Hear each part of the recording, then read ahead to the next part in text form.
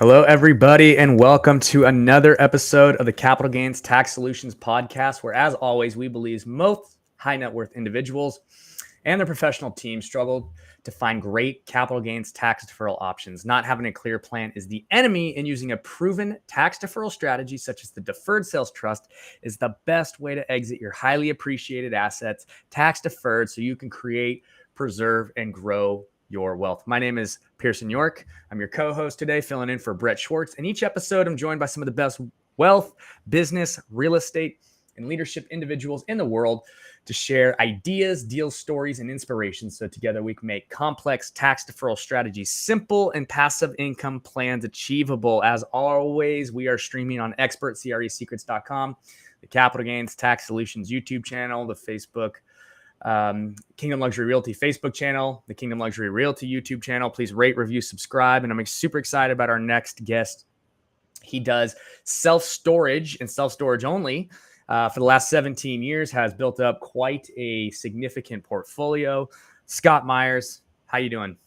Pearson, I'm doing fantastic. How about yourself? I'm doing absolutely awesome. Absolutely awesome. So, Scott, tell us a little bit about how you got to where you are. Yeah, so like most folks that get into real estate, started with single-family homes. Many years ago, back in 1993, I bought the Carlton Sheets home study system, which is really dating myself, but went out and used his strategies and his tactics and found a house with an assumable VA mortgage on it, bought the property, rehabbed it, refinanced it, rented it out. So the Burr method before it was really called the Burr method. Yep. And then we bought two more houses after that and decided that, I didn't really like the tenant toilet business too much because I was still, not at that place where we had enough facilities where I could hand it off to a manager or management company. So we started buying apartments.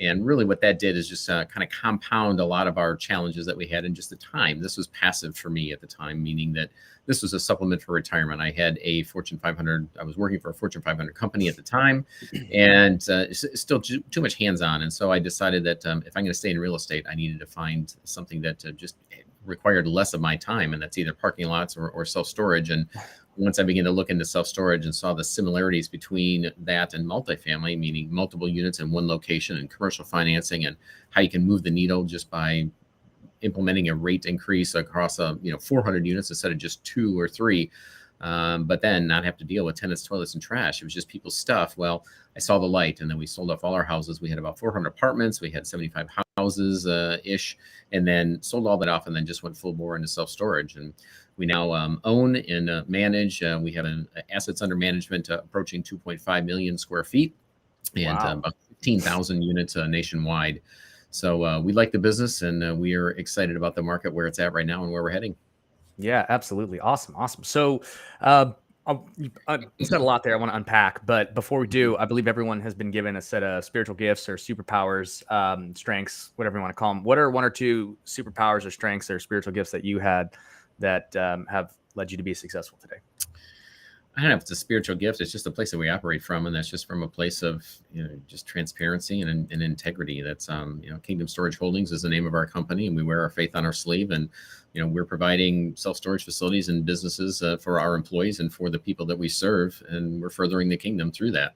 It's a big arm of ours to give back. We build houses in Mexico out of our profits, and it all feeds itself. And my wife and I started this business so that we could raise our children and have a lifestyle business, if you will, without being tethered to the business itself. So I guess the spiritual gift is just recognizing where those gifts come from, and being aware of that, and being a good steward of this business, which means a good steward of our people. Yeah, absolutely. Love the name. And I have a real estate Kingdom Luxury Realty business is what it's called. So I love how we're thinking along the same lines as well. So, all right. So that's awesome. Understanding where your gifts come from, coming from that place of humility and gratitude, and operating out of, integrity and just full transparency. So you mentioned that you had all of these apartment complexes, and I'm just going to ask a really, I don't know, simple question, but so is it dumb to just start in single family homes? if you're ultimately wanting to get to the commercial area? I don't think it's dumb at all. I mean, first of all, I applaud anybody who gets started, because there's a whole lot of folks that, take the knowledge, they go to a seminar or read a book, or, they start tracking the gurus or whatever they watch or hanging out on the forums, but they never do anything, or they aim, and never pull the trigger. So getting started, that's, I mean, as you and I both know, Pearson, that is, once again, whatever happens after that is only as a result of taking that first step, and it opens the floodgates to buying more properties. So I don't think it's stupid if it gets you into the business and get you started, because then usually properties number 2, 3, 4, and 10 come very quickly after that. I think there's a misnomer out there where people think that they have to start with a single family house because it's the easiest and it's the only type of property that a bank is going to give them a loan for, and that they just have to start small and grow big, that they haven't earned the right to get into commercial real estate, where there's plenty of investors out there that have. They've bought their first piece of property was a mobile home park, it was an assisted living facility, or a self-storage facility, or an apartment complex. So there's nothing, there's no unwritten rule that says you have to earn your keep and bust your chops and slug it out in single family rentals in order to graduate to commercial real estate. So maybe a different way of answering your question, but that's my take. Yeah, and I think that's kind of like what I was getting at, because like right now, like we just bought our first single family home or whatever, right, in Cleveland. It's, I don't know, $60,000 with like a $30,000 seller carryback and full gut rehab, all that kind of stuff, and we're gonna house hack it and make it into a I don't know, Airbnb or tenant traveling nurse or something like that, right? But I talked to all these really smart, successful commercial business owners with passive investments and stuff like that, and they all kind of say the same thing, like, well, I started in this and now I'm really here. It's like all of a sudden like something clicked where they had to like see the light. So I was just kind of like curious if you thought like, okay, is there like a rite of passage kind of thing you have to do? And it kind of sounds like not really. But maybe you need to figure it out for yourself, depending upon how well you listen to others' wise advice, right? I think it's a self-limiting belief that that is accepted by too many people, and they don't really have to. So then where do you find these deals? I'm in the fortunate position that we've been doing this for a number of years.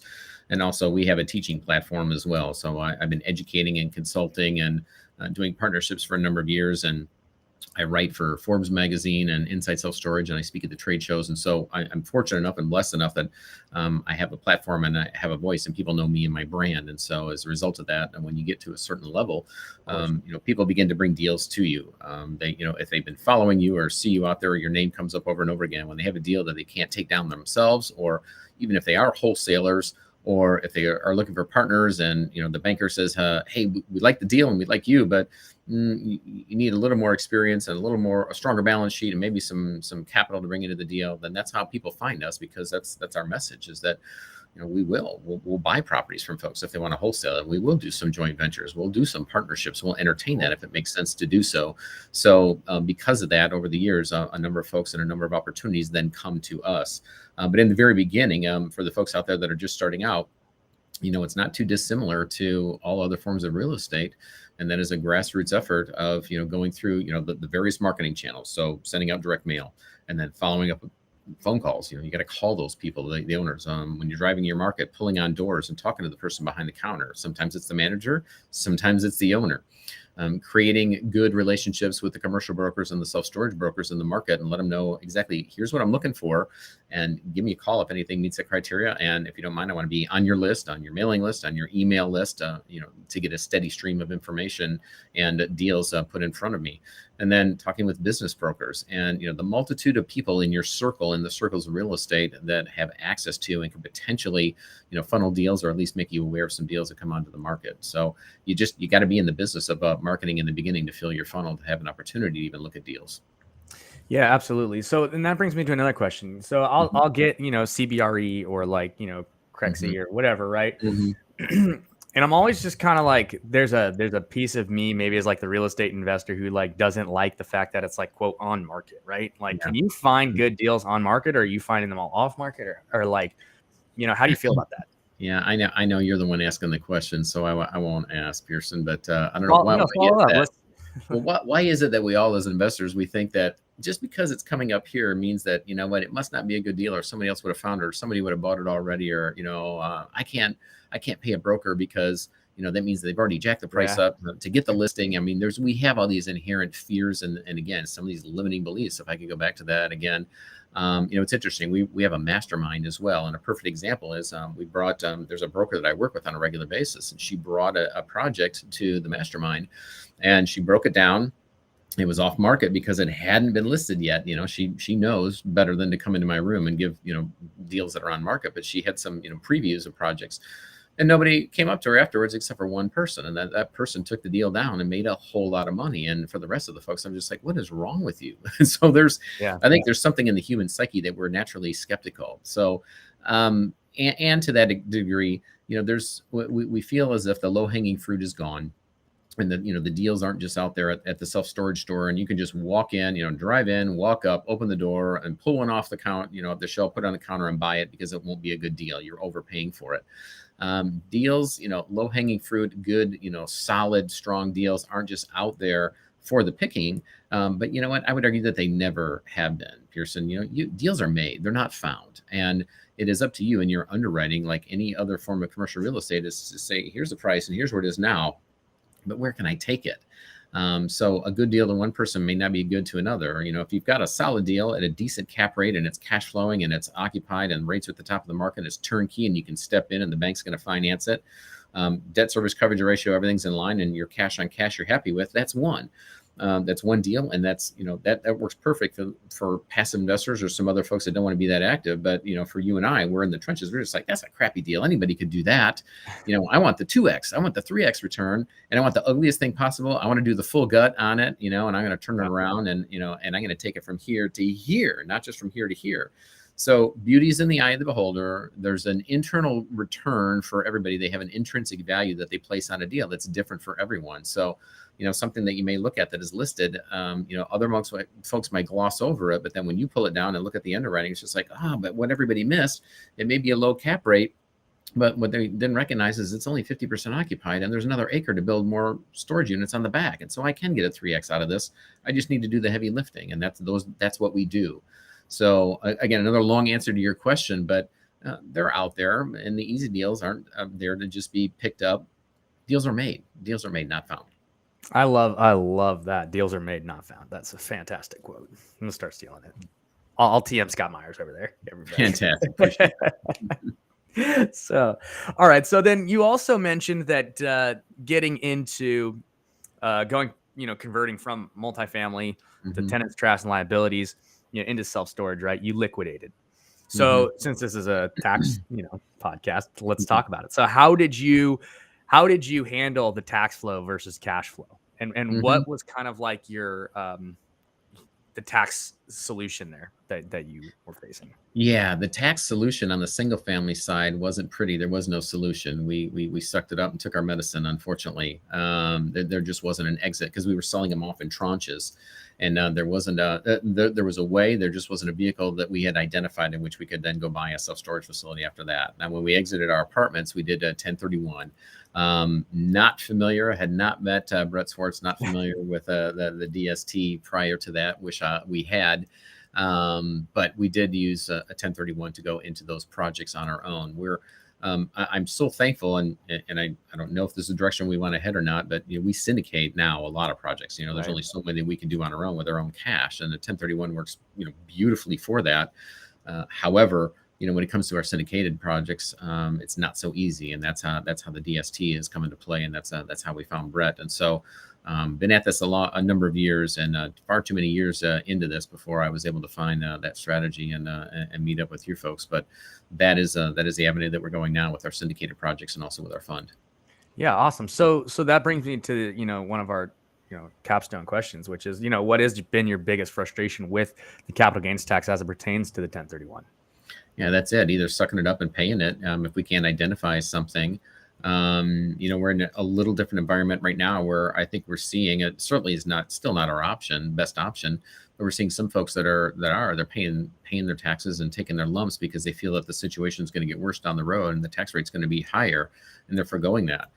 It's a little more heavy lifting, but it's more paperwork and getting folks involved on your team to move forward and invest in the next projects. But that is, business is hard enough. We don't need to make it any harder by paying capital gains taxes. You got to keep what you got and get a little bit more. And the best way to keep what you got is not giving 40% or more to the federal government. So I'm all about taxes. For what we receive and the benefits that we get to live in this country.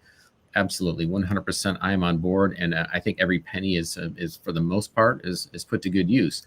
Capital gains taxes, I have a huge problem with capital gains taxes because that is that is a tax in every sense of the word, and it's a tax on our ability to go out and create profit, and that to me is it's just not fair. Do I dare say that for getting canceled on Twitter or anywhere else? But we will do our absolute level best to defer at the very least, but then also to eliminate as much as possible when it comes to the capital gains tax side, because to me that is just against my nature, and it goes against who I am as a capitalist and an entrepreneur. Yeah, absolutely. And I heard one of the other guests on the podcast said it pretty good. He's like, I'm all for paying my tax bill. I just don't want to pay any tips. It's like that is so brilliant. 100%. Like, no one wants to pay them tips. Like the service isn't that great, So. Yeah. Yep. All right. So now we both got a couple of statements that we can take with us after this podcast person. Yeah. No, definitely. So, well, that's awesome. So now, how are you guys using the deferred sales trust as it relates to your syndications from now on? Yeah, so we've got, this is a big year of exiting right now. And so we are in the process of, we're changing CPAs, firms. And that was also out of a conversation that we had with Brett as well. And so we've got a number that are coming up not only in June, but then also the balance of this year that we are now putting the steps in place and identifying other properties and putting the structure in place so that we can move into different projects and move some into our funds right now. So I'd love to give you a testimonial on the backside of this, but we are right in the thick of it as we speak right now. And that's an interesting question. So how has the process gone so far? I have hope for the future for myself and for my children. Yeah. It is, literally, in the beginning, because we are now being kind of educated this. It's always been on the fringe and we didn't feel that it fit. And now that it has, and we're getting into the process, more jubilation than anything. And we know that it'll be a little clunky and there's some areas that we need to work out, but that's more on our end because we're kind of late to the game, just learning and getting our CPA up to speed. So outside of that, we don't learn a whole lot of new things, and I don't mean that in an arrogant or a way to brag, but I'm excited because it's very rare that I get to learn something that is so dramatic that is going to cause such a dramatic change and shift in our business. So we're just leaning into it. Every challenge is just we recognize that we're just going to fix this, or now we know what road to take, what path, or who to call, and we won't have to do it the next time. And so the building this process is just quite honestly just been fun, because now we're going to start cranking it out, and this is going to be the new way for us to be able to exit these properties.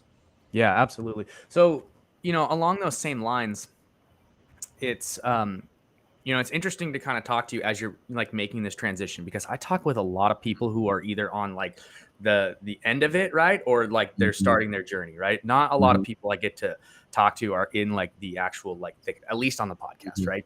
And so like I really want to kind of lean into this just a little bit more. Sure. And what was it that made you be like, that made it click, where you're just like, okay, wait a minute, this is actually different. Like this sounds really good, but like, is it too good to be true? Like, what was that moment that shifted it for you? Yeah, I think it's truly the mindset that we could do this to begin with. It's always been black and white for us. There has been no gray. Either for a syndicated project, everybody has to move forward into the next deal, or nobody can, and everybody has to pay taxes on it. Unless they've invested in a self-directed IRA, in which it rolls back into it anyways. And we just accepted that. And for our side, on the GP side, same thing. There was no way to be able to split or segment this off. So for us, it truly has been just a way for us to now just recognize that we have options, and that this does work for us the same as it does in a 1031 fashion, if you will, even though it's not exactly the same. Right. But to do this with multiple individuals. And what's more exciting for us is that we have options for our investors. So that helps now. that also helps us to continue to raise capital in the future when we can provide options for our folks, because we are seen as the experts, and we can handle, maybe not handle, we have options. There's optionality with regards to tax strategy and what that looks like for our investors. And so it gives us that greater, a bit of flexibility. It puts us in a better light to our investors. I mean, they're coming to us as somewhat trusted advisors anyways, because they're investing with us. And now when we can come alongside of them and then show them a way that they can keep more of their dollars on the back end, and it's gravy on top of an already great internal rate of return and equity multiple on the back end. I mean, that really just opens up so many more opportunities for us in the future to just attract more capital. Yeah, absolutely. Absolutely. And, for those of you who are listening and who, who don't really know what Scott is talking about, when you do a 1031 exchange with a bunch of different people, you can't all go together if one person decides that they're going to bail out. And if someone bails out, it basically screws the pooch for everyone else. Mm-hmm. And so everyone has to go. So it's all or nothing with the 1031. Mm-hmm. One of the challenges with it, with the deferred sales trust, what's nice is that each individual player can have their own deferred sales trust if they want, and they can choose whether or not they want to have one or not. And it's not going to screw the pooch if someone's like, you know what, I need this money for, something that's personal and whatnot, and I don't want to reinvest it right now. And so if you guys are interested in learning more about that, you can go to capitalgainstaxsolutions.com. And we also have a mastermind every Friday at 10 a.m. Pacific and 1 p.m. Eastern that you guys can come to. I already invited Scott, so hopefully we'll see him on one of the weekly masterminds afterwards to come in and share a little bit more of his story and testimony, and kind of give us some of that insight as to his journey and through this process. Because one of the questions I get all the time is, well, what's the catch? And I always tell people, well, the catch is that it's complicated and you got to go through the process to learn how to use it.